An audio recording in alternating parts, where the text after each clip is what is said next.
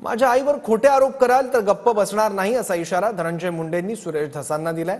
Dhananjay मुंडेंनी Facebook post करत धसांना उत्तर दिलंय। धनंजय मुंडे आणि कराडच्या सोबतीला कंटाळून आई परळीतून नाथरा गावाला गेल्या असा दावा सुरेश धसांनी एका मुलाखतीत केला होता।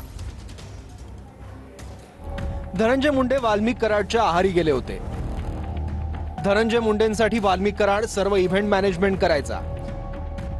धनंजय मुंडेंना वाल्मिक कराड सर्व पुरवठा करायचा। धनंजय मुंडेंचे चुलत भाऊ आणि सौभाग्यवती या प्रकारानं नाराज असतील। घरातल्यांचं यांनी काहीही चालू दिलं नाही।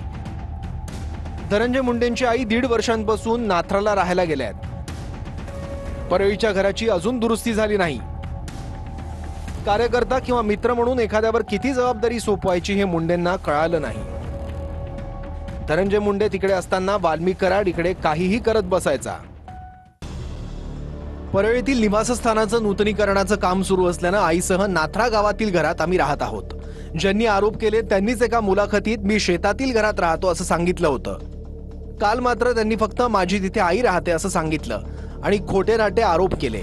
माझे चुलत भाऊ प्रत्येक निर्णयात माझ्यासोबत भक्कमपणे उभे असतात, मात्र त्याबाबतही चुकीचे आरोप केले गेले।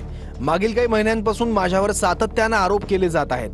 कदाचित आणखी खोटे आरोप शिल्लक नसावेत म्हणून काही जण माझ्या कुटुंबावर खोटे आरोप करून घृणास्पद राजकारण साधत आहेत। हे उद्विग्न करणारे आहे।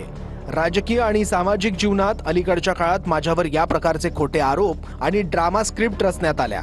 माझ्या आजार आणि आरोग्यावर व्यंग आणि निंदा केली गेली, शंका निर्माण केल्या गेल्या, तेही सगळं सहन केलं। मात्र माझ्या जन्मदात्या आईवर असे खोटे आरोप करण्याची हिंमत कुणी करत असेल तर हे स्वीकारणं आणि गप्प राहणं अशक्य आहे।